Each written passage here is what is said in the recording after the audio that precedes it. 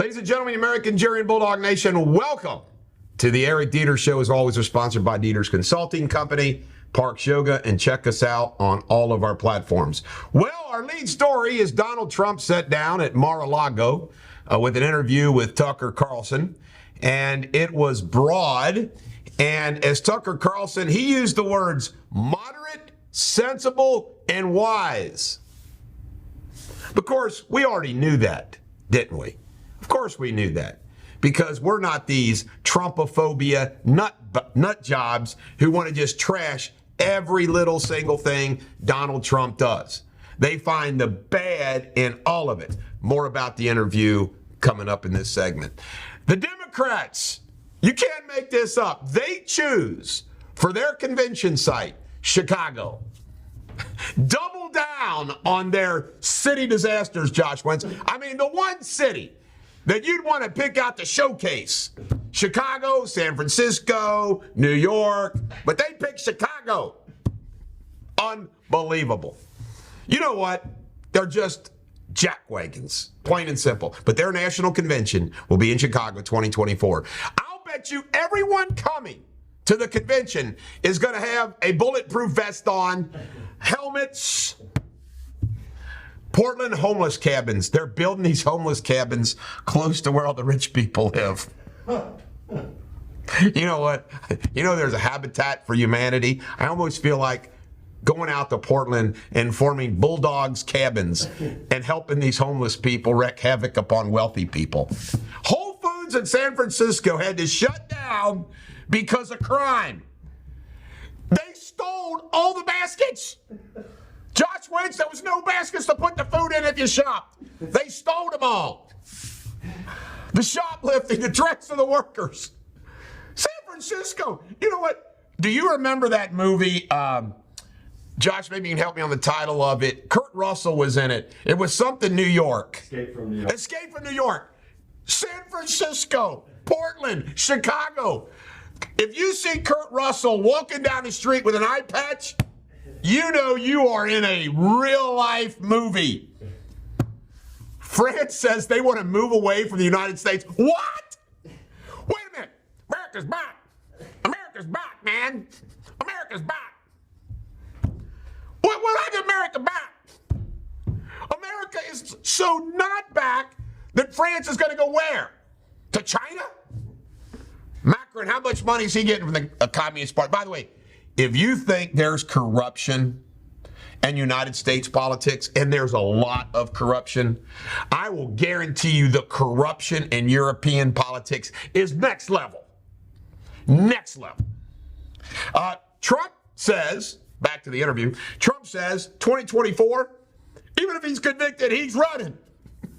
He's not going to get convicted, though. This is funny. Asked about the Nord Stream pipeline, Trump said, it's not Russia. I'm not going to get in trouble. I'm not going to tell you who it is, but it's not Russia. I love the way Trump answers questions. And then Trump on the Biden issue, running, he goes, there's something wrong with him. No kidding. You know, Trump's right. Joe Biden stumbles up. By the way, have you noticed his face? Check out Joe Biden's face. There's the right eye. There's something going on. He don't look right. In fact, when he was sitting there, Joe Biden standing there next to him while Al Roker's interviewing him, Joe Biden saying, please don't have this up. Please don't have this up. My God, please don't have this up. And he shuffles away. Unbelievable. And last but not least, Alvin Bragg has sued Jordan over the subpoena issue, saying New York sovereignty. By the way, New York does have sovereignty. But the issue is whether or not were the feds involved in this. Because we know the feds were involved in the Mar-a-Lago raid. The White House was involved in it. Lying scoundrels. My God, goodness gracious sakes alive. The world's gone to hell in a handbasket. Coming up next, Bulldog TV and local news. And I have a great history video today. Check it out. The date, today in history, the beginning of the Civil War.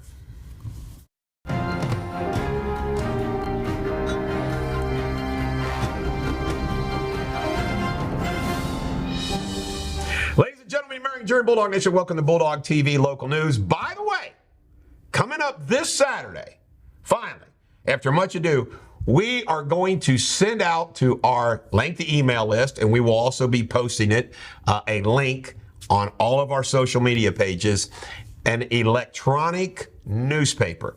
After a lot of work, a lot of discussion, we decided, you know what? Although my ego would like to send out a newspaper every Saturday, the ship has sailed. This is electronic time.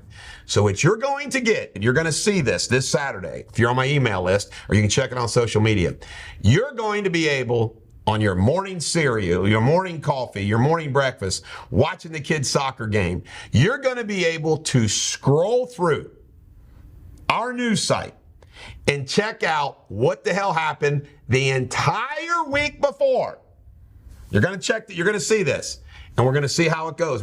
We want feedback to see what you think about it, but we're pretty excited about it. And that's going to be launched on Saturday if everything goes well. It's supposed to launch last Saturday, but I fooled my team. I said, nope, we're going to tweak this for next Saturday. It's kind of like making it a little perfect. All right, let's get right to it. We're sponsored by Deters Consulting, Parks Yoga. Check us out on all of our platforms.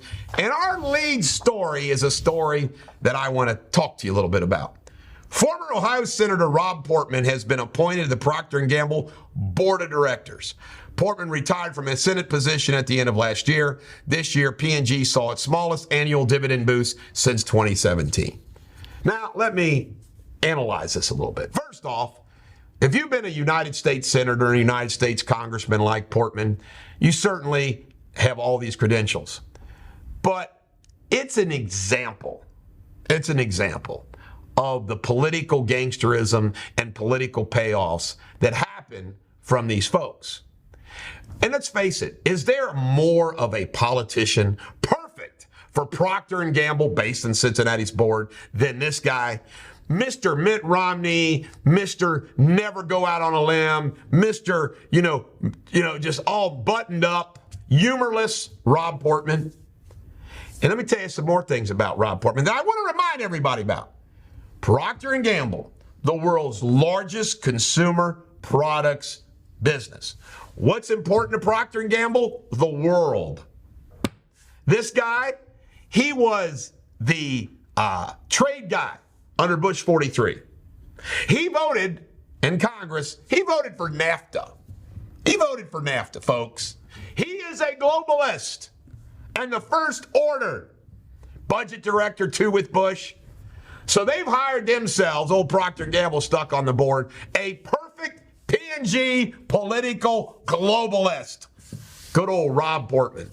I got to tell you a funny story. I've said this before, but now's a good time to remind everybody. This is going to be in my biography one day, my political biography. George Bush 41's running for president. Portmans were close to the Bush family. Bush is coming into town, Greater Cincinnati Airport. Everybody's going out there. The mayor's going out there to meet him. Charlie Lucan was there. That's how long ago this was. Lucan was the mayor. All the political folks from Cincinnati. Gene Daniels and I. This was in 1990, I think. Gene Daniels and I, 89. He was running for president for 88. Because he became president in 88 after Reagan. So this would have been in around that time, late 80s, okay? Rob Portman was working as an advanced person for the Bush campaign. This was before he became congressman. He's a young man. He's my age. Before he became a U.S. senator, he's working an advanced person. Gene Daniels and I are Northern Kentucky chairman. We go out to the airport to be part of this reception committee. And Rob Portman, the advanced guy, said, "You guys aren't on the list." And I blew up at him. I blew up at this guy. I scared the hell out of him. I said, this is Greater Cincinnati Airport. My grandfather was chairman of the board. We're the Northern Kentucky chairman. We were supposed to be on that list. If you think we're going to let all you Buckeyes go out there and greet number 41 when we should be blah, blah, blah, I said, we're going. He goes, okay. I scared the hell out of the guy. And the rest is history. I'm the Bulldog. He became a United States Senator on a Procter & Gamble board, Josh Wentz. Our career paths, little different. I take mine any day of the week. Long crime. Cody Crawford has been found guilty of murder after he shot a man for crashing into his car. Corey Lawwill was shot 4 times by Crawford in Batavia and did not survive the attack. Crawford was sentenced Tuesday to 18 years or life in prison. Tracy Heath has been accused of shooting a teenage driver on April 1st in a road rage incident. A teenage driver and Heath got in an accident on Coleraine Avenue and the girl pulled over. Heath then pulled up next to the teen and shot her in the arm. In local news, a large industrial fire broke out yesterday in Richmond, Indiana that led to evacuation orders for residents. Anyone living within a half mile of the fire were asked to shelter in place, turn off HVAC units, and close up windows. Bethesda Ministries in Richmond has offered temporary shelters for those displaced. The King County Library is offering a list of books that help children cope with tragedies in the real world. The books are in high demand as school shootings and incidents like Louisville leave children with a lot of questions. The 12 books selected are vetted and written by professionals to help with coping mechanisms of fear. Can you imagine what young children are exposed to today from A to Z with all the crap? It's unbelievable. Construction has begun at a new local treatment center to help veterans deal with addictions. The New Horizons treatment facility will be located on Coleraine Avenue in Camp Washington. Construction is expected to be completed by spring of 2024. Over 11,000 local Kroger employees are about to get a pay boost.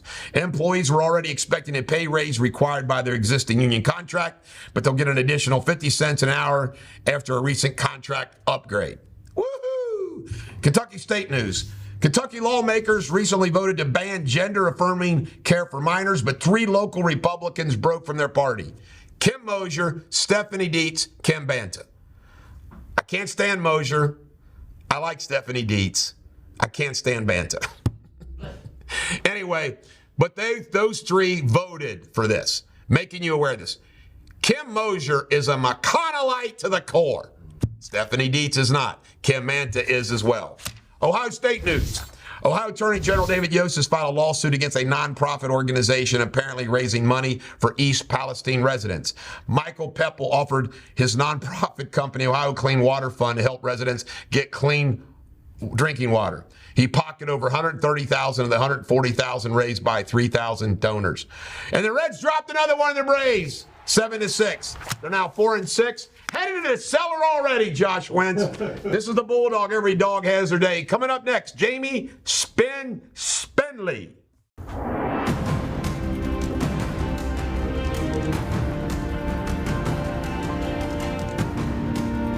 Hello, Bulldog Nation. Today's latest headlines from around the world. More than 100 people are feared to have been killed in yesterday's airstrike by the Myanmar military, one of the deadliest so far in the civil war. The United Nations has condemned the attack. Italian ministers have called a 6-month strike of emergency in response to a rise in migrants, numbers crossing the Mediterranean from North Africa. A number of boats have landed on the Italian island of Lampedusa, and the Coast Guard has rescued more than 2,000 people since Friday. Protests have continued in several places in Ethiopia's Amhara region for the 6th consecutive day, in opposition to plan to dissolve regional paramilitary forces. Despite such restrictions, including bans on public gatherings and nighttime curfews, protests are showing no sign of subsiding. And in sports, Manchester City are one step closer to Champions League semi-final after a 3-0 win over German team Bayern Munich. Also, Inter Milan won their match against Benfica 2-0. England ladies' 30-game unbeaten run ended last night with a 2-0 defeat to Australia. Until tomorrow, have a fantastic day and thank you for watching. Cheerio!